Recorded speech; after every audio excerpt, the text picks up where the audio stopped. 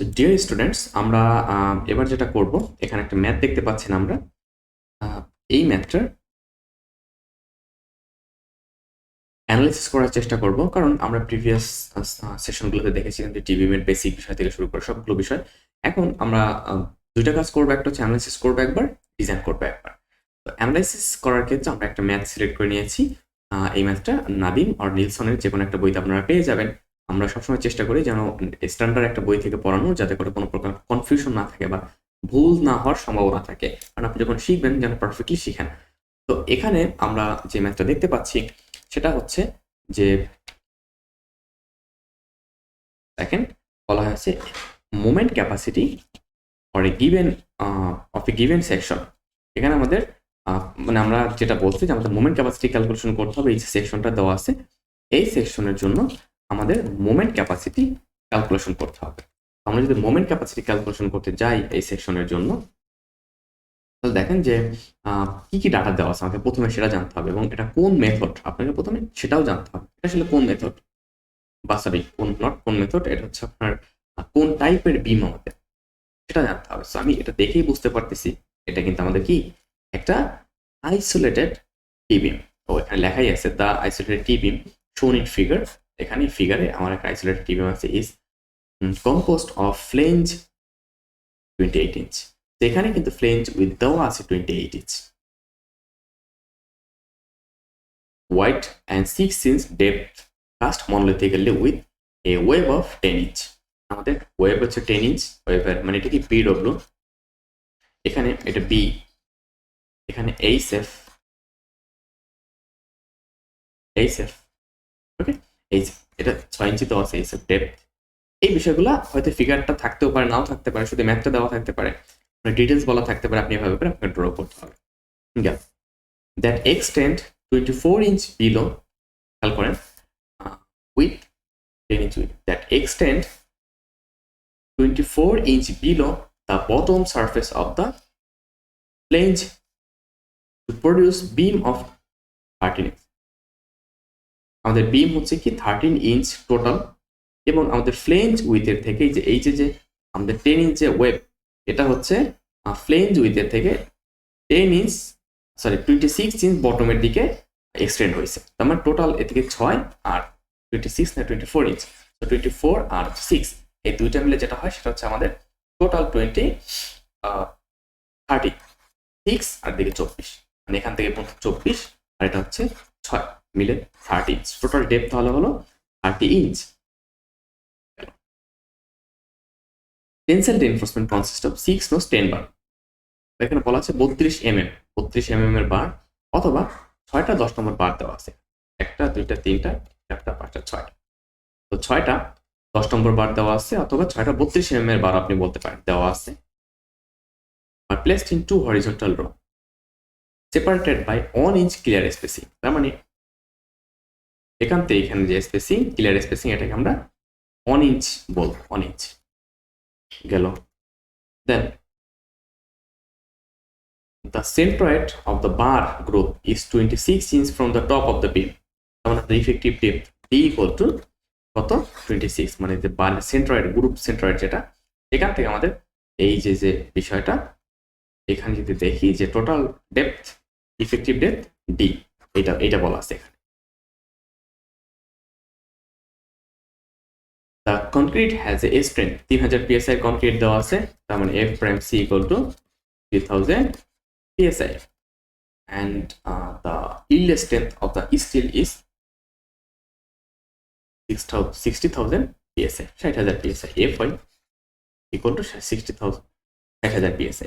What is the design moment capacity of the beam? তার মানে এই যে বিমটা আছে, এই বিমের ডিজাইন মোমেন্ট ক্যাপাসিটি কি হবে আমাদের সেটা বের করতে বলছে। দ্যাট মিন্স আমাদের অ্যানালাইসিস করতে বলছে। যেহেতু সবকিছু দেওয়া আছে, আমরা অ্যানালাইসিস প্রসিডিউর শুরু করি। প্রথমে আমাকে কি করতে হবে, যেহেতু আমাদের এখানে উইথ এইচএফ দেওয়া আছে আইসোলেটেড বিমের ক্ষেত্রে, তো আমাকে চেক দিয়ে নিতে হবে আমাদের যে সেই ক্রাইটেরিয়া আছে, ক্রাইটেরিয়ার ভিতরে পড়ে কিনা। দেখেন এখানে একটা কথা বলছে, it is easily confirm that the flange dimension are satisfied according to the ACI code. এটা কিভাবে স্যাটিসফাই করলো? স্যাটিসফাই করলো যে আমার কন্ডিশন কি ছিল, এইচএফ কি হতে হবে, এই এইচএফ কন্ডিশন কি ছিল আইসোলেটেড বিমের ক্ষেত্রে HF greater than BW divide by 2 BW 10 এর অর্ধেক কত 5 আমাদের এইচএফ কত 6 দ্যাট মিন্স আপনার ওকে। আর একটা কন্ডিশন ছিল আমাদের বি প্লেনজের যে বি এটা ছোট হবে আমার বিডব্লিউ 4 টাইমস অফ বিডব্লিউ থেকে ছোট হবে, তাই না? তো আমরা দেখতে পাচ্ছি যে আমার বি যেটা এই যে বি 28 আর আমি যদি 10 দিয়ে গুণ দিই তাহলে কি হবে 40, আমাদের 40 থেকে ছোট আছে 28, দ্যাট মিন্স ওকে। তো দুই সিচুয়েশন আমরা দেখতে পাচ্ছি আমাদের এসিআই ক্রাইটেরিয়া যেটা এটা ফুলফিল হয়েছে। এখন আপনি চাইলে এটাকে এই যে এখানে যে ডিটেলস কথাগুলো লিখছেন এগুলো কিন্তু লেখার দরকার, আপনি চাইলে আপনার মতো লিখতে পারতেন আমি এইচএফ বা আমি এভাবে লিখতে পারতাম যে বি ডব্লিউ divide by 2 equal to 5 inch. এটা হচ্ছে কি আমার কন্ডিশন অনুযায়ী less than hf, that means আবার আপনি লিখতে পারতেন যে 4 বিডব্লিউ ইকুয়াল টু 40 যেটা হচ্ছে গ্রেটার দ্যান বি, তার মানে ওকে। আপনি এরকম করে লিখতে পারতেন। লেখার পরে আমরা আমাদের নেক্সট স্টেপ শুরু করতাম। এখানে বলতে দ্য ইন্টারফ্লেঞ্জ, এরপর আমাদের কাজকে এরিয়া বের করা রিইনফোর্সমেন্টের, আমরা এরিয়া বের করবো কারণ আমাদের এ চেক দিতে হবে, এ বের করতে হবে, ওকে। আমাদের এখান থেকে এ বের করতে হবে। এ বের করার জন্য আমরা প্রথমে এরিয়া বের করব। এরিয়া এএস ইকুয়াল টু 7.67 কিভাবে আসলো, আমি আমার যে 10 নম্বর বার আছে 10 নম্বর বারের এরিয়াকে আমি 6 দিয়ে গুণ করব, গুণ করলে এটা চলে আসবে।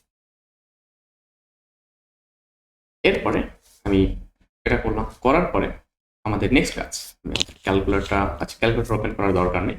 এরপর আমাদের এ বের, আমরা এরপর আমাদের যে মেইন যে উদ্দেশ্য এখানে সেটা কি আমাদের চেক দেওয়া আমাদের এ যেটা এই এ আমাদের এইচএফ এর থেকে বড় বা ছোট। যদি ছোট হয় তাহলে কি হবে আমরা রেক্টেঙ্গুলার বিম হিসেবে ডিজাইন করে দেব, আর যদি বড় হয় সেক্ষেত্রে কি হবে আমরা এই যে সেকশনগুলো আছে এই সেকশনগুলোকে অবশ্যই টি বিমে ডিজাইন করব।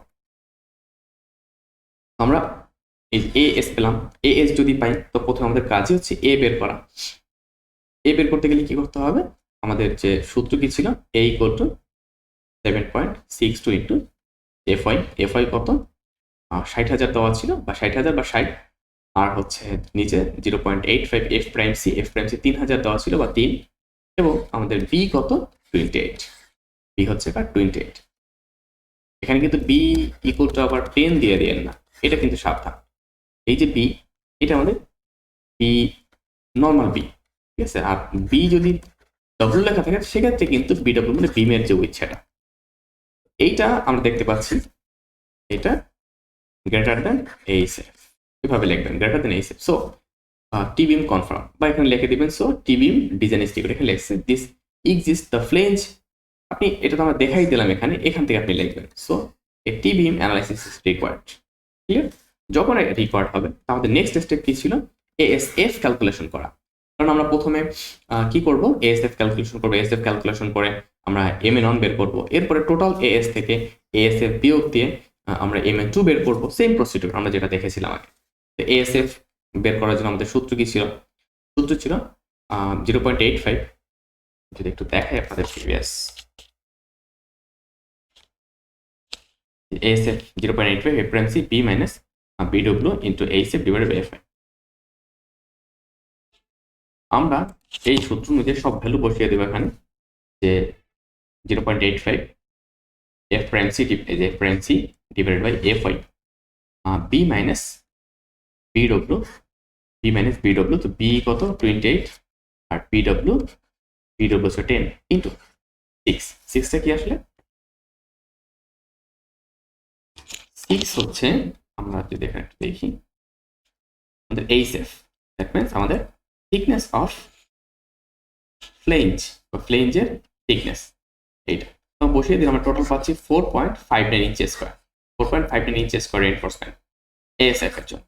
এএসএফ এর জন্য হয় 4.59 ইঞ্চি স্কোয়ার যদি হয়, দেন আমরা আমরা m n on equal to কি জানি as f fs d minus h by hf by 2। Hf কত ছিল 6, 6 এর অর্থে কত 3, এবং এখানে বি সরি এটা ডি, ডি কত ছিল আমাদের, ডি ছিল হচ্ছে 6 ইঞ্চ। এই ভ্যালু যদি আমি এখানে বসিয়ে দিই, ফাইনালি আমি এখান থেকে আমার যে মোমেন্ট পাচ্ছি ৬৩,৩০০ ইঞ্চ কি বা কি ইঞ্চ, একই কথা। এখন আপনি এখানে কনফিউশন পড়তে পারেন যে এই ইউনিট কিভাবে আসলো, আমার তো এটা এফআই তো পিএসআই তে দেওয়া ছিল, আমরা পিএসআই কে ১,০০০ দিয়ে ভাগ দিয়ে কি করেছি ৬০,০০০ ইন্টু 10⁻³ ছিল। তো এইটা কাটা যায়, তাহলে 60 থাকে কেএসআই, আর এটা তো ইঞ্চ, এটাও ইঞ্চ। তো ফাইনালি কি ইঞ্চিতে চলে আসে। এই তো আমাদের ফ্লেঞ্জের জন্য যে মোমেন্ট সেটা আমরা পেয়ে গেলাম। এরপর আমাদের পরবর্তী কাজ কি? পরবর্তী কাজ হচ্ছে আমাদের ওয়েবের জন্য যে মোমেন্ট সেটা বের করার জন্য আমাদের টোটাল রেইনফোর্সমেন্ট থেকে ফ্লেঞ্জের রেইনফোর্সমেন্ট বাদ দিব 7.62 মাইনাস 4.57, এটা যদি বাদ দিই দেন 3.03 ইঞ্চ স্কোয়ার। এই যে 3.03 ইঞ্চ স্কোয়ার, এই 0.303 ইঞ্চ স্কোয়ার দিয়ে এবার আমরা আমাদের পরবর্তী এ আবার ক্যালকুলেশন, পরবর্তী এ যদি আমি ক্যালকুলেশন করি, সেক্ষেত্রে আমার এ কেন ক্যালকুলেশন করবো, কারণ ওই যে আমাদের b minus a divide by 2 ক্যালকুলেশনের জন্য এ যদি ক্যালকুলেশন এস এখানে বসিয়ে দেন, এফ আই বসিয়ে দেন 85 এফ প্রাইম সি অ্যান্ড বিডব্লিউ, এখানে কিন্তু বিডব্লিউ আসবে। কেন বিডব্লিউ আসবে? কারণ এটা হচ্ছে আমাদের কার জন্য, ওয়েব এর জন্য, আমাদের ওয়েবের জন্য বিডব্লিউ। আর আগে আমরা করছিলাম ফ্লেঞ্জের জন্য, যে কারণে এখানে আমাদের কিন্তু এসেছে বি, ফ্লেঞ্জের ওয়েব। এটা আপনাকে মাথায় অবশ্যই রাখতে হবে। আমি আলটিমেটলি আমরা যে এখান থেকে এ পেলাম, এ দিয়ে আমাদের এস কত, এই যে এটা ইন্টু এফ ওয়াই কত 60 into d minus a by 2, তাহলে এটা কিন্তু 2 দিয়ে ভাগ দেই 3.56। এই হচ্ছে আমার টোটাল মোমেন্ট, টোটাল। এবার আমি mn1 mn2 ক্যালকুলেশন করব, mn1 প্লাস mn2 এদের ক্যালকুলেশন, এর সাথে সাথে আমাকে আরেকটা বিষয় এখানে চেক দিতে হবে আমাদের। সেটা কি? আমাদের এটা ফাই এর ভ্যালু কত আসবে। এটা তো mn1 মানে mn ইকুয়াল টু এটা আমাদের কি লাগবে mu, এটা তো আমাদের ডিজাইন বা আলটিমেট মোমেন্ট। তো ফাই mn বের করার যে বিষয়টা, সেটা কিন্তু আমরা ফাই বের করার সূত্রটা আমরা বারবার দেখে আসছি। আমাদের এখান থেকে ফাই mn এর বিষয়টা চেক দিতে হবে। সো ফাই mn এর বিষয়টা আমরা আগে তো আমাদের একটাই ছিল, কিন্তু এখন দেখতে পাচ্ছি দুইটায়। আমরা এখানে কি করব, এই বিষয়টি নিয়ে আমি একটু আলোচনা করব। তো আমরা কি করব দেখেন, আমরা এই যে আমাদের এ আছে, এই এ থেকে সি বের করব। আমরা প্রিভিয়াস যেভাবে বের করতাম সি বের করব। তো সি বের করার সূত্র কি ছিল আমাদের, আমরা দেখেছি উপরে সি ইকুয়াল টু β1 এ। আপনি এ কে যদি β1 দ্বারা গুণ দেন, সেক্ষেত্রে কিন্তু আমাদের সি বের হয়ে যাচ্ছে। আমাদের সলিউশন আছে এখানে ভুল করেছি, এ ইকুয়াল টু ছিল β1 সি। আমরা সি যদি বের করতে যাই, সেক্ষেত্রে আমাদের কি আসবে যে এ ডিভাইডেড বাই β1। দেখেন এখানে এ কে β1 দ্বারা ভাগ করা হয়েছে 7.13 ডিভাইডেড বাই 0.85। এটা কিন্তু আপনার ডিপেন্ড করে β1 ইকুয়াল টু 0.85 হবে কিনা, এটা কিন্তু ডিপেন্ড করে কিভাবে ক্যালকুলেশন করতে হয় β1 এর মান এফ প্রাইম সি এর রেসপেক্টে, সেটা কিন্তু আমরা আগেই দেখিয়েছি। আমার এর সি এর ভ্যালু আসলে এই যে এটা। এরপর আমাদের আরেকটা ডিটি। তো এটাতে আমি সূত্র আমরা আগে লিখেছি ডিটি। তো ডিটিটা কি আপনাদের মনে আছে কিনা? ডিটি হচ্ছে, আমি ফিগারটা যদি একবার রিভিউ করে আমরা এখানে দেখেন, মুছে দিই সব। ফিগারটা যদি একটু রিভিউ করি তাহলে কি আসে, আমরা বলেছিলাম দেখেন এখানে টোটাল ডেপথ কত, মানে এখানে আমার নিউট্রাল অ্যাক্সিস থেকে কত বলেন তো, 30 থেকে 26 বিয়োগ দিলে থাকবে 4 ইঞ্চি।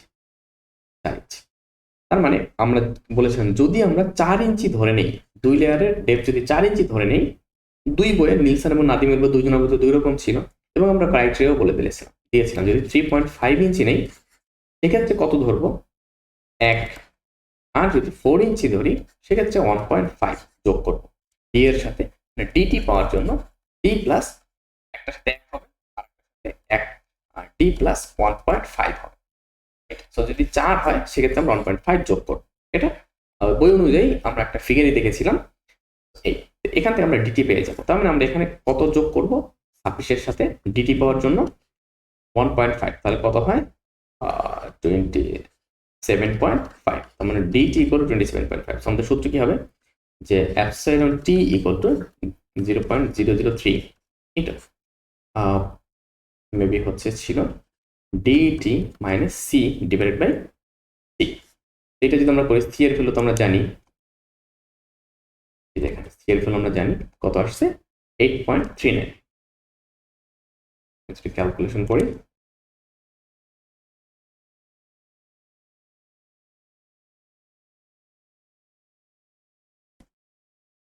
Zero point 003 into D, D এর ভ্যালু কত 27.5 মাইনাস 8.39 ডিভাইডেড বাই 8.39। আমার এই যে ভ্যালু আসতেছে কত দেখেন, ভ্যালু আসতেছে হচ্ছে 6.83 ক্লিয়ার ইন্টু 10⁻⁻3। তার মানে আমি যদি এই ভ্যালুটাকে এভাবে করে লিখি, এখানে একটু জটিলভাবে করছে, যে কারণে আমি ক্যালকুলেশন করে দেখিয়ে দিলাম, এখানে একটু জটিলভাবে করছে। তো এই ভ্যালুটাকে আমি ফাইনালি আমরা যদি বের করি, এখানে এপসিলনটি সব ভ্যালু বসিয়ে দিয়ে আসবে হচ্ছে 0.00683, যেটা greater than 0.005। That means 5 volt আমরা কি লিখতে পারি 0.9, সেটাই কিন্তু দেখা হয়েছে, জাস্ট একটু প্যাচাইছে, একটু প্যাচাপ্যাচি করছে। আমরা কি করবো 0.9 দিয়ে করবো। আর যদি এটা 0.005 এর থেকে ছোট হইতো তাহলে কিন্তু আমরা 5 কিভাবে বের করি সেটাও আমরা জানি। তো এই যে মেবি হচ্ছে 48.33 প্লাস 83 বা 0 সরি এটা ছিল যে 0.4833 বা 483 এরকম কি যেন একটা ছিল প্লাস, যাই হোক আমরা এটা বারবার পড়ছি, আমার সূত্রটা মনে নেই। এটা করে আমরা ফায়ার ভ্যালু এখানে ইজিলি বসিয়ে দিব। ফায়ার ভ্যালু যদি বসিয়ে দিই, সরি এই এমএন এর ওখানে ফায়ার ভ্যালুতে গুণ দিয়ে দিব, গুণ দিয়ে দিলে আমরা ফাইনাল আমাদের যে ডিজাইন মোমেন্টটা পেয়ে যাবো। এই ছিল আমাদের ডাব্লিউএসডি মেথডে একটা টি বিম ডিজাইনের প্রসিডিউর। এখন একটা কোশ্চেন এখানে আসতে পারে, সেটা হচ্ছে, যেটা তো আমরা দেখলাম কার জন্য বলেন তো, এটা আমরা দেখলাম আইসোলেটেডের জন্য, আইসোলেটেড টি বিমের জন্য দেখলাম।